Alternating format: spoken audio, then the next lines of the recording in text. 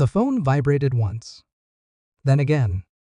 Then it screamed. I was standing in a conference room in another city, glass walls, leather chairs, men discussing numbers like they were harmless. My phone lit up with a notification from the bank. Debit alert. Joint account. Amount obscene.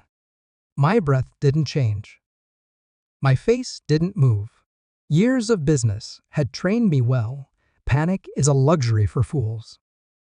I stepped out of the room, closed the door softly, and leaned against the wall.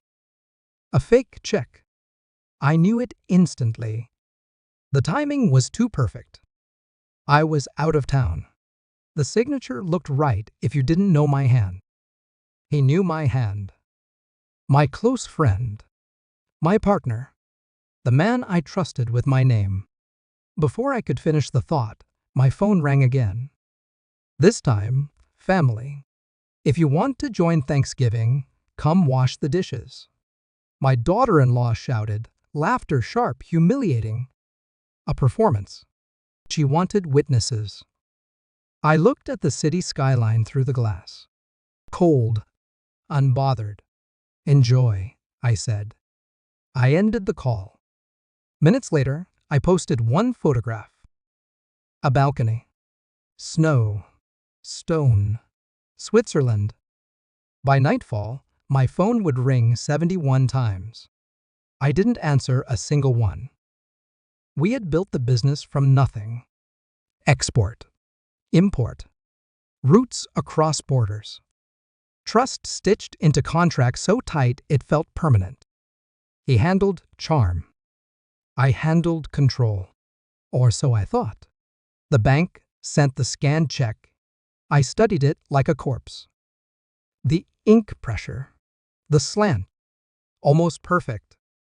Almost is where betrayal lives. I replayed conversations in my head. Late-night calls. His sudden generosity. The way he insisted I travel for meetings he once handled himself. And then there was her. My daughter-in-law had never hidden her contempt. To her, wealth was noise. If it wasn't visible, it didn't exist. She measured respect by kitchens and chairs, by who served and who watched. I remembered how she'd lean toward my partner at dinners. How they shared jokes I wasn't meant to hear. How she spoke to me like I was temporary. Something cold settled in my chest. This wasn't just theft. It was coordination. I didn't confront anyone. Shock makes people sloppy. Silence makes them confess. I smiled at meetings. I answered calls politely. I let them believe I was still unaware. Inside, the math was changing. I became patient. Patience is a weapon when sharpened correctly.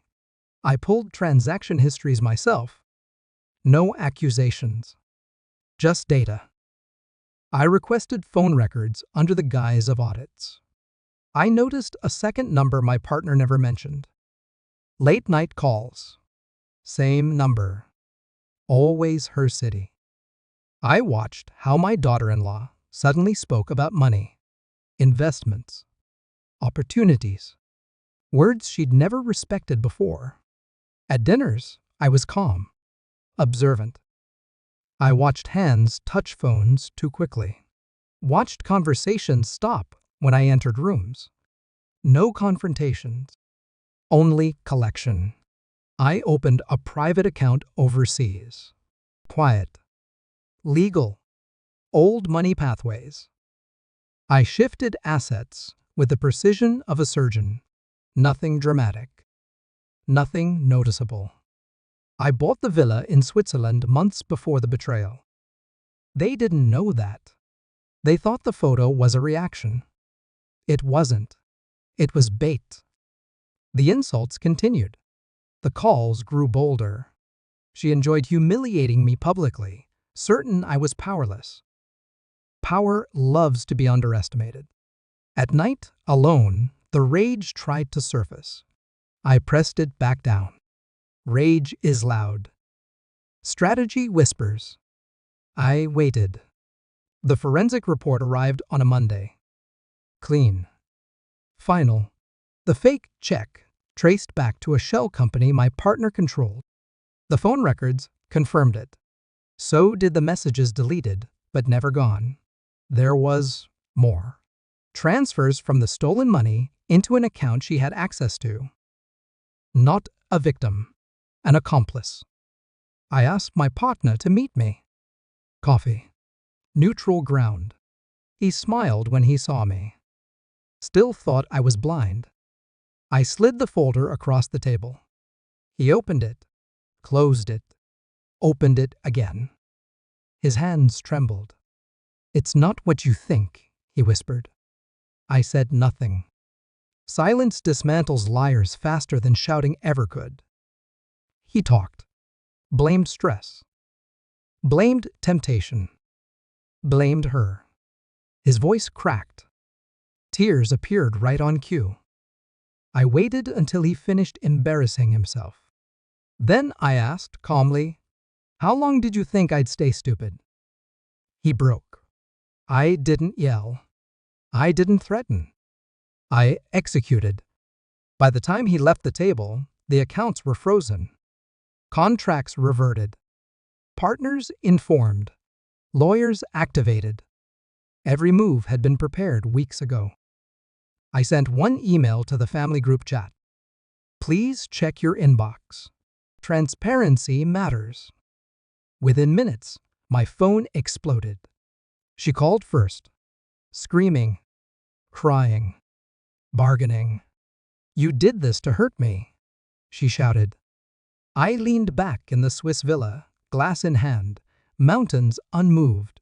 "No," I said. "I did this because you thought I wouldn't." Her social circle turned cold overnight. The money vanished. The respect followed it out the door. My partner lost everything but his excuses. I lost nothing I needed. Snow fell quietly that night. I stood alone on the balcony, listening to silence I had earned. No anger remained. No satisfaction either.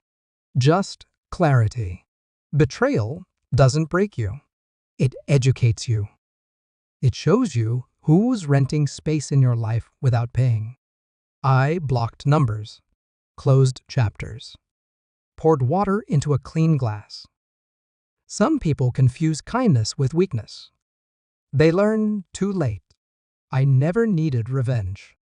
I needed distance.